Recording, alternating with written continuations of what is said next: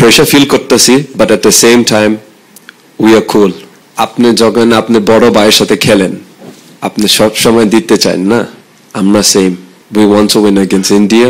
জামাল, খেলায় দেখবেন কয় আবার there's only one sports channel, Chi Sports and Chi Sports app.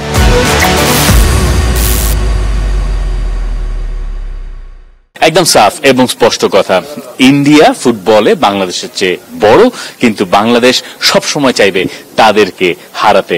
R Indian footballer শান্তি সিংহান তিনিও ছিলেন, তিনি বলছেন যে ইন্ডিয়া প্রতিবেশী দেশ বাংলাদেশ, এবং বাংলাদেশের সঙ্গে যখন তারা খেলেন র্যাঙ্কিং ট্যাঙ্কিং এসব কোনো মাথা ব্যথা থাকে না, তারা সব সময় জানেন বাংলাদেশ তাদেরকে সবচেয়ে কঠিন সময়টা উপহার দিয়ে যায়।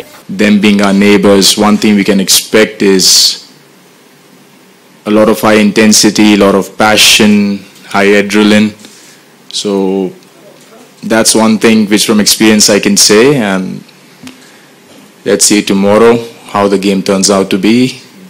Like the boss said, it's going to be a good game, bad game, but we are focused on getting our result, and then we go ahead and look forward. আরো একবার ভারতের মাঠে খেলতে হচ্ছে বাংলাদেশকে, আরো একবার বাংলাদেশের এগেইনস্টে থাকবে হচ্ছে ক্রাউডের একটা বড় চাপ। এই কয়েকদিন এখানে যা যা হয়েছে, একই সাথে প্রায় 16,000-এর মতো ক্রাউড থাকবে এই শিলংয়ের জওহরলাল নেহেরু স্টেডিয়ামে। সবকিছু কি আসলে চাপ হয়ে যায়, যেমন ভাইয়া বলছেন, সেই চাপগুলো ম্যাচের আগে বা ম্যাচের পর আপনি হয়তো বা ফিল করতে পারেন, কিন্তু যখন কিক অফের বাঁশিটা বেজে যায় তখন আসলে সেই চাপ কোনো কিছুই ভাবার কোনো সুযোগ নাই। It's always before the match and after the match you feel the crowd. Of course, when you're inside the game, you are more focused on the game. You are not so focused on the crowd and what the crowd are saying or chanting. You're more into yourself. You're in your own space. But as I said, it's before the match. You feel the atmosphere. You feel a little bit pressure. You feel the expectations growing. So these type of things is always before the match. But once the match is going on, the adrenaline is so high that you don't feel the crowd. তবে চাপ খানিকটা আছে এই মুহূর্তে coach হাভিয়ার কাবরেরার উপরে। এই ম্যাচটা জিততেই হবে এরকম একটা সমীকরণ দাঁড়িয়ে গেছে তার সামনে, অথচ বাংলাদেশ ইন্ডিয়াকে হারায় না 2003 সালের সাফ চ্যাম্পিয়নশিপের পর থেকে একবারও। এই সমীকরণটা, এই রেকর্ডটা বাংলাদেশের পক্ষে নয়, কিন্তু বাংলাদেশ কোচ হাভিয়ার কাবরেরা এর আগে এশিয়ান গেমসে ইন্ডিয়ার মোকাবেলা করছেন, যদিও সেই ম্যাচে হারতে হয়েছে, কিন্তু বাংলাদেশ লড়াই করেছিল। বাংলাদেশ কোচ বলছেন এটা তার আন্ডারে অন্ততপক্ষে সেরা স্কোয়াড, এবং এই স্কোয়াড দিয়ে অতীতের যে রেকর্ডটা সেটা তিনি পরিবর্তন করতে আত্মবিশ্বাসী। We know that the record is not the best. We know that since 2003 we haven't been able to win against India, but again we are very confident that we are stronger than ever, and at least since I'm here, this is the strongest squad we have ever had, and not only performance wise but also mentally we feel very strong.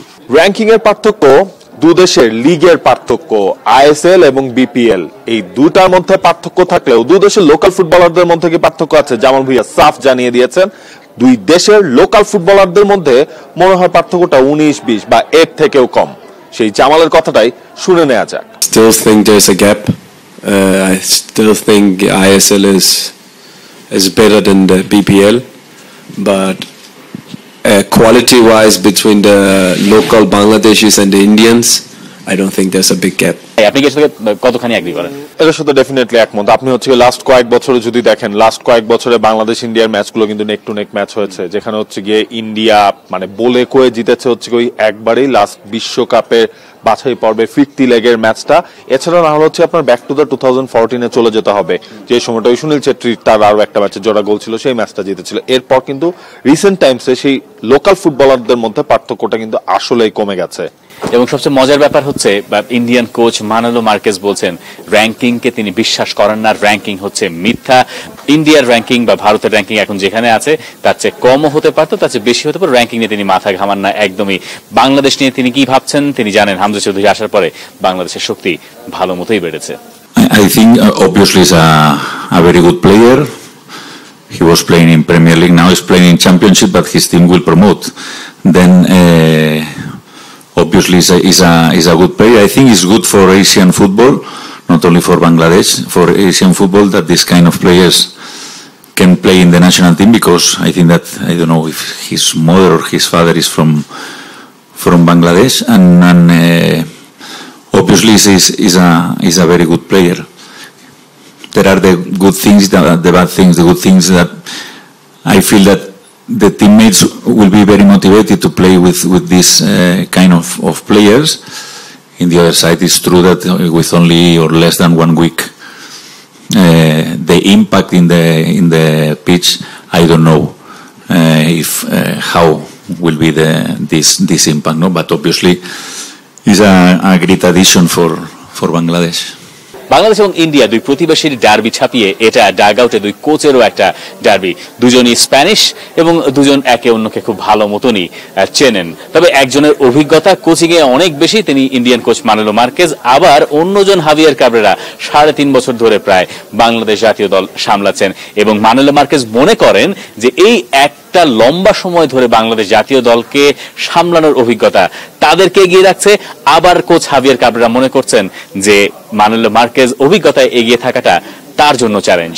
As of now, definitely Manolo has a much longer career than myself. No, he has trained in the highest level, even in first division in Spain. He has already a great trajectory here in India. So well, for me, it's still already 3.5 years as a national team coach, which is quite a big achievement. But yeah, feels good.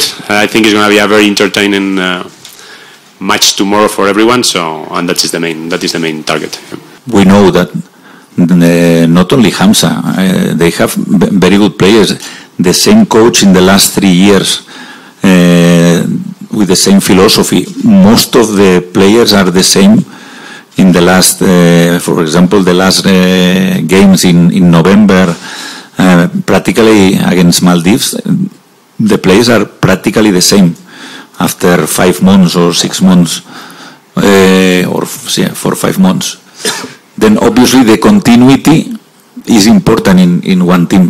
বাংলাদেশের হয়তো বা শক্তি বা ইউনিটির জায়গা হতে পারে এটাই, almost একটা same squad. মানালো Marquez যে জিনিসটাকে আসলে বারবার মেনশন করছেন, বাংলাদেশের দলে কিন্তু খুব বেশি আসলে পরিবর্তন হয় না হাভিয়ার কাবরেরা আসার পর। হয়তো বা 1 বা 2টা নাম হয়তো বা নতুন করে অ্যাড হয়, সেই জিনিসটা আসলে ওই টিম ইউনিটরা হয়তো বা বাংলাদেশের একটু বেটার থাকবে। এবং একই সাথে তো ইন্ডিয়া দলে তো আপনার একের পর এক ইনজুরি প্রবলেম ছিল, বেশ কয়েকজন ফুটবলার ইনজুরিতে আসলে ছিটকে গেলেন। এই জিনিসগুলোর যা হয়েছে, তারপর সুনীল ছেত্রীর আসা এই দলটার কিন্তু আসলে পুরো মোড়টাই আসলে ঘুরিয়ে দিয়েছে। সন্দেশ ঝিঙ্গান তিনি আসলে যেটা বলছেন, ছেত্রী আসায় তিনি কিছুটা আসলে রিল্যাক্স হয়েছেন। এমন একজনকে তিনি পেয়েছেন বাবার সমতুল্য, যার সাথে আসলে সবকিছু শেয়ার করা যায়, যার এক্সপেরিয়েন্স দলটাকে বদলে দিতে পারে। সেটার ঘটনা তো আমরা দেখলাম মালদ্বীপের সাথে ম্যাচে, যে ইন্ডিয়া গোল করতে পারে না, সে ইন্ডিয়া গোল করলো সুনীল ছেত্রী আসায়। I feel more confident with all the players. The thing I understand, obviously, because Sunil is a legend in Indian football. He's the top scorer. But finally, I call him because it's true that in my first games we didn't score goals. We had problems not to create chances, because we create chances in Vietnam, against Malaysia also, even against Syria that we lost 3-0. We miss clear chances. But if you see the Indian top scorers this season, he's the best with a lot of difference. It's true that in ISL most of the clubs play with a foreign striker, but I think that is a great addition for us. এই সবকিছু ছাপিয়ে নিশ্চয়ই Bangladesh team কোথায় এতদিন training করেছে, কেন Bangladesh team আগে এসছে, এবং ইন্ডিয়ান ফুটবল অ্যাসোসিয়েশনের কাছ থেকে বাংলাদেশ কি কি ধরনের অসহযোগিতা পেয়েছে, এই নিয়ে প্রশ্ন ছিল হাভিয়ার কাবরেরার কাছে। ইন্ডিয়ান জার্নালিস্টরা তার কমেন্ট জানতে চেয়েছিলেন যে এই ব্যাপারে আপনার মন্তব্য কি। আমরা কয়েকটা জায়গায় কমেন্ট দেখতে পাচ্ছি যে ইন্ডিয়া নাকি অসহযোগিতা করেছে। কাবরেরা একদম এড়িয়ে গেছেন সেই প্রশ্নগুলো। তিনি বলেছেন এখন ম্যাচে ফোকাস করার টাইম, যা ঘটেছে তা ঘটে গেছে, এই নিয়ে তিনি আসলে কিছু বলতে চান না। এবং তিনি এরও ব্যাখ্যা দিয়েছেন কেন বাংলাদেশ এখনো পর্যন্ত এই জায়গায় আগে এসেছিল এবং প্রস্তুতি ম্যাচ না খেলার কারণ সৌদি আরবে কেন তারা গিয়েছিল। We don't want to find more arguments or discussions about this. We have been training, we have been able to develop the training sessions as we could. Again, yes, definitely the facilities could have been better. That's it. Today we have the chance to train in the main stadium, and we will get we will take the best of it. সল্টলেকে Bangladesh এগিয়ে থেকেও শেষ পর্যন্ত আসলে 3টা point পায় নাই। এর আগেও ভারতে যখন বাংলাদেশে এসেছে কখনো আসলে ভারতে এসে বাংলাদেশ জিততে পারেনি। এবার শিলংয়ের জওহরলাল নেহেরু স্টেডিয়ামে বাংলাদেশের টার্গেটটা কিন্তু 3 পয়েন্টে, সেটা জামাল ভুঁইয়া সরাসরি বলে দিলেন এবং স্ট্রেট কথা, 3 পয়েন্ট পাবো, এরপর যাব। The mentality in the group, in the team is that আমরা 3 পয়েন্ট নিতে পারি, আর যদি ড্র হয় ওকে, বাট মেন্টালিটি ইজ 3 পয়েন্ট। এটা মানে আপনি প্রত্যেক প্লেয়ারকে জিজ্ঞেস করতে পারেন, ওরা সেম অ্যান্সার দিবে। 3 পয়েন্ট পাওয়াটা অবশ্য এত সহজ নিশ্চয়ই হবে না।